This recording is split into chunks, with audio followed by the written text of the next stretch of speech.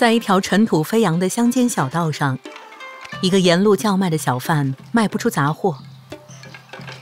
几周前他才走过这一带，大多数村民已经看过他的货品，于是他在城郊游荡，希望能找到一些新顾客。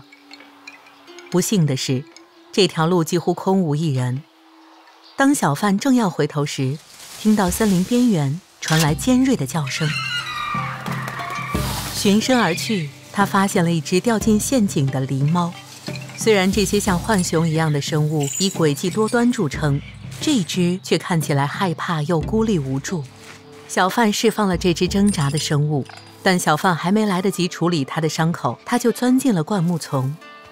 第二天，他继续按着老路走，缓缓前行时，他发现一个被丢弃的茶壶。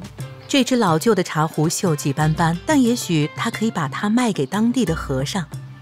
小贩把它擦得闪闪发光，他把水壶带到茂林寺，交给庄严的僧侣们。他的时机恰到好处，僧人们正好需要一个大水壶来做一项重要的宗教仪式，于是他们以可观的价格买下了小贩的水壶。仪式开始时，僧人们开始为每个和尚倒茶，但是水壶里的水凉得太快了，在冗长仪式过程中需要经常加热。茶水很烫的时候，茶壶似乎在倒茶者手中蠕动。仪式结束时，僧侣们觉得被骗了，于是他们召回小贩，讨个说法。次日早上，小贩检查茶壶，但是并未发现任何不寻常的地方，希望喝杯茶能带来灵感。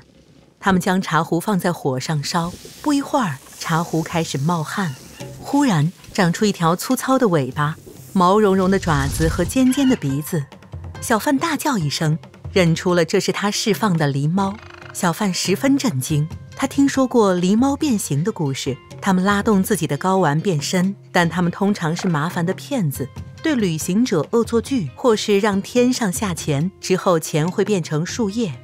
有些人还在住家和行号外头放置狸猫雕像，哄那些打算行骗的人，把鬼把戏带到别处。但是这只狸猫只是甜甜地笑了。狸猫为什么会选择变成茶壶这种不起眼的物件？